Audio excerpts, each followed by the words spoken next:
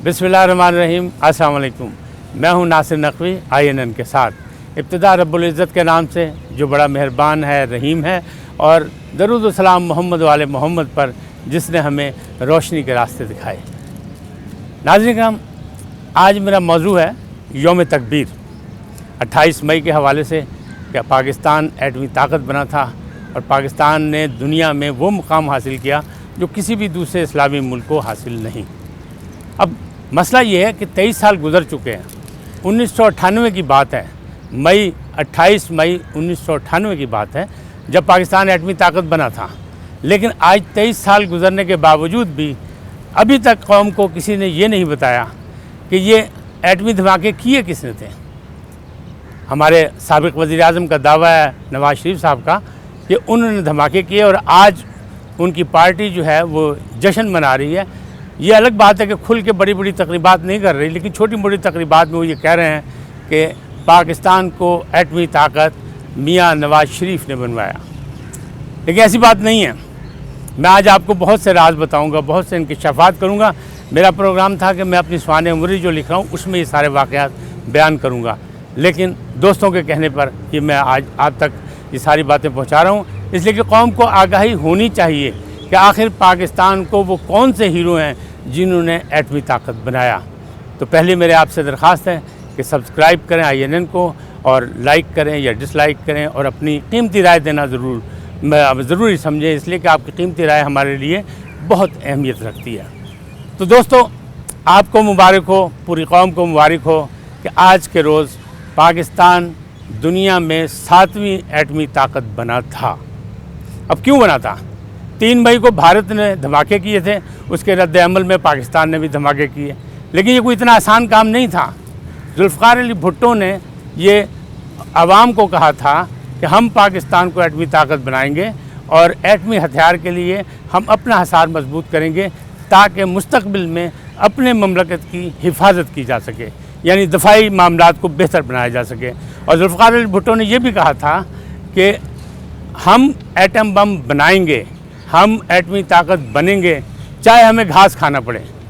आज हालात तो वैसे ही हैं घास खाने वाले कि हमारे यहाँ जितने भी मसाइल हुए हैं वो आपके सामने हैं, तो मामला तो ऐसा ही हैं, लेकिन हम एटमी ताकत बन गए हैं। और इसका फ़ायदा क्या हुआ? इसका फ़ायदा ये हुआ कि खित्ते में अमन को बराबर रखने, यानी तवाज़न रखने के लिए ये एटमी ताकत बनना ज़रूरी था। पाकिस्तान ने हमेशा रद्द अमल में किया जो कुछ भी किया। एटमी ताकत भी बना तो भारत के रद्द अमल में बना कि भारत ने पहले धमाके किए और हमें दबाने की कोशिश की। उसका मकसद था कि दुनिया में वो अपनी पहलवानी करे, अपनी चौधराहट करे। लेकिन पाकिस्तान ने ये काम कर दिखाया। क्यों? कि यहाँ इनके पास ऐसे सबूत मौजूद थे जिनका नाम लिए बग़ैर ये तारीख़ मुकम्मल नहीं होती कि अब्दुल कदीर ख़ान, डॉक्टर अब्दुल कदीर ख़ान, मियाँ नवाज़ शरीफ साहब ने उनको भी थोड़ा सा नज़रअंदाज किया इस मौके पर, क्योंकि वो नहीं चाहते थे। और उन्होंने जितनी कचहरियाँ उन दिनों लगाई अपनी पार्टी की, उसमें ये नारे लगवाए कि हम धमाके नहीं करेंगे, हम धमाके करेंगे सेहत के लिए, हम धमाके करेंगे बेरोज़गारी के ख़िलाफ़, हम धमाके करेंगे तरक्की के लिए, लेकिन हम ये एटमी धमाके नहीं करेंगे। उनको किसने रज़ामंद किया? तो मैं आपको बता रहा हूँ कि ये धमाके प्रोग्राम के मुताबिक 30 मई को होने थे, जो 28 मई को हुए। 30 मई को क्यों नहीं हुए? कि जब नवाज़ शरीफ साहब को पैगाम दिया आला हुकाम ने, यानी अस्करी ताकत ने, कि हम धमाके करने जा रहे हैं, आवाम का हम पे दबाव है, और सहाफ़ती दबाव भी था, यानी मीडिया जो था वो भी कहता, उसमें एक मजीद निज़ामी साहब थे जिन्होंने बाकायदा इनको कहा था कि मियाँ नवाज़ शरीफ साहब, अगर आपने धमाका ना किया तो आवाम आपका धमाका कर देगी, और नहीं तो मैं आपका धमाका कर दूँगा। ये बात भी ऑन रिकॉर्ड है और इसको तारीख़ी मामला जो है सबके सामने हैं। लेकिन अब ये धमाका हुआ कैसे, या मुझे कैसे पता, मैं क्यों इस चीज़ का दावा कर रहा हूँ? तो मैं आपको ये बताऊँ कि मुझे एक पैगाम मिला था कि आप आवाम की राय सामने लाएं ताकि हम भी मुकाबले में धमाके करें, और वज़ीर आज़म धमाका नहीं करना चाहते। पैगाम कहाँ से आया था? पैगाम वहीं से आया था जहाँ से बड़े बड़े लोग जो हैं हिल जाते हैं, और उन्होंने हमसे मदद मांगी थी, मुशावरत मांगी थी।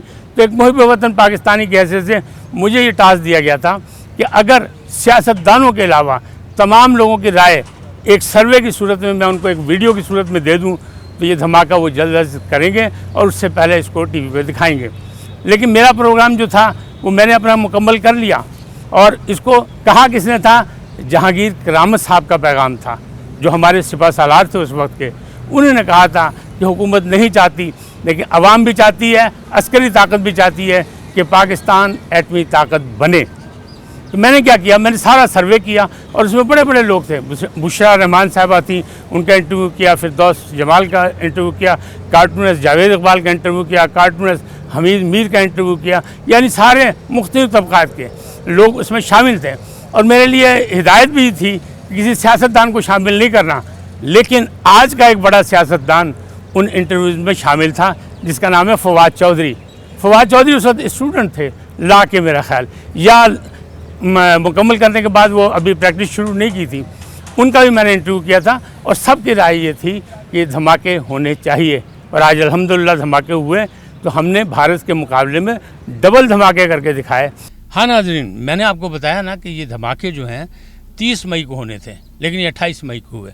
یقینی بات ہے آپ کے دل میں یہ سوال اٹھے گا کہ 30 مئی کو کیوں نہیں ہوئے، 28 مئی کو کیوں ہوئے.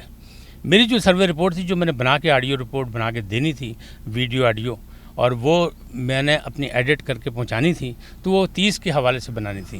لیکن ہوا یہ، جب عسکری قیادت نے بتایا کہ ڈاکٹر عبدالقدیر صاحب محسن پاکستان کے مشاورت سے تمام انتظامات مکمل کر لیے گئے چاغی میں اور دھماکہ کیا جا رہا ہے، تو وزیر اعظم صاحب سٹ پٹائے نواز شریف صاحب، اور انہیں تھوڑی سی مہلت مانگی کہ میں ذرا والد محترم ابا جی سے رابطہ کر لوں، پھر میں آپ کو بتاتا ہوں. انہیں کہا ہم نے انتظام کر لیا، آپ بتائیں یا نہ بتائیں ہم کر لیں گے. جب ابا جان سے رابطہ کیا گیا تو ابا جان نے کہا کہ یار اگر انہوں نے فیصلہ ہی کر لیا کہ ایٹمی دھماکے کرنے نے، تو پھر انہوں نے کہو کہ 28 نو کر لین، 28 نو جمعہ بھی ہے، جمعے دی نماز دے بعد کر لین. تو پھر یہ تاریخ میں موجود ہے کہ جمعے کی نماز کے بعد یہ دھماکے ہوئے اور ہم نے بھارت کے مقابلے میں ڈبل دھماکے کیے. ورنہ 30 کو اگر یہ ہوتے تو شاید میری ویڈیو جو ہے منظر عام پہ آ چکی ہوتی، جس میں میں نے بہت سے اکابرین کے انٹرویو بھی کیے تھے اور بہت سے لوگوں کو شامل کیا تھا اور ان کی ہدایت کے مطابق شامل کیا تھا، جس میں جہانگیر کرامت کی ہدایت شامل تھی. اور مجھے یہ پیغام تاجدار عالم نے پہنچایا تھا، جو ایک بڑے اہم آدمی ہیں میڈیا کے حوالے سے. تو انہوں نے مجھے یہ کہا تھا، یہ ٹاسک دیا تھا، میں نے اسے مکمل کیا.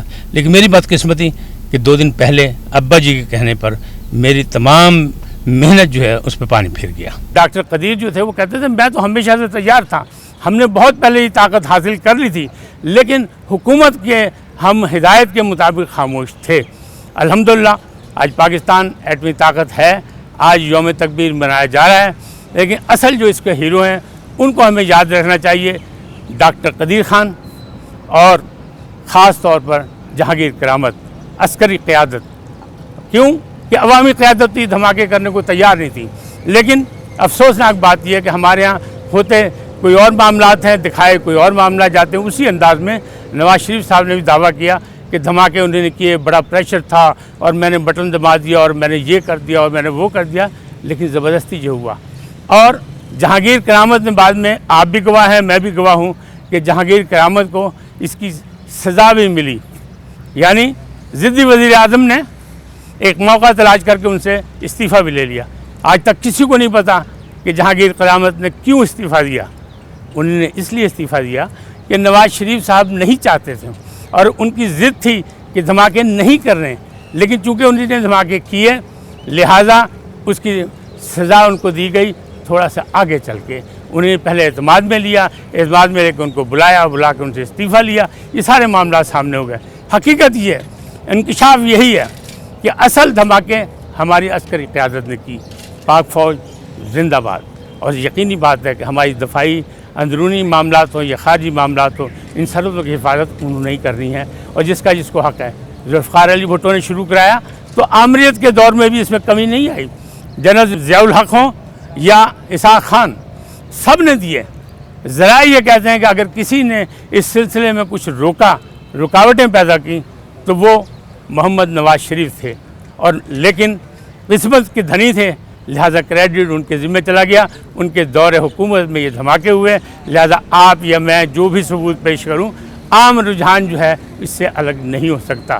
حقائق یہ ہیں جو میں نے آپ تک پہنچائے. اور اگر آپ کو اچھے لگے تو لائک کریں، اپنی رائے کا اظہار کریں اور قیمتی رائے دیں تاکہ ہم بتائیں.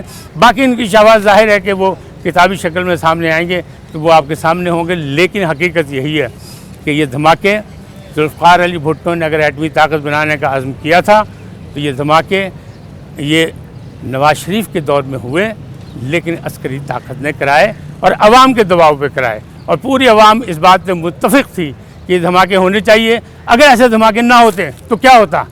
پھر یہ ہوتا کہ خطے میں جو دفاعی توازن تھا وہ بگڑ جانا تھا، بھارت نے ہم پہ چڑھ کے آنا تھا۔ جس طرح آج مودی سرکار جگہ جگہ بار بار مسلمانوں سے بدلے لے رہے ہیں، یا مسلمانوں کے خلاف سازشیں کر رہے ہیں، یا اقلیتوں کے خلاف سازشیں کر رہے ہیں، یا کشمیر میں ظلم و ستم کر رہے ہیں، یا ہماری سرحدی آبادی پر بمبارمنٹ کر رہے ہیں، تو آپ یہ سوچیں اگر وہ خالی ایٹمی طاقت وہ ہوتے بھارت اور پاکستان ایٹمی طاقت نہ ہوتا تو خطے میں یہ توازن کیسے بہتر ہوتا۔ آج اتنا ہی، پھر ملیں گے ایک نئی ویڈیو کے ساتھ انشاءاللہ۔ سبسکرائب کیجیے گا INN کو، ہمارے ساتھ رہیے گا تاکہ رابطہ رہے، خوش رہیں، سلامت رہیں۔ پاکستان زندہ باد۔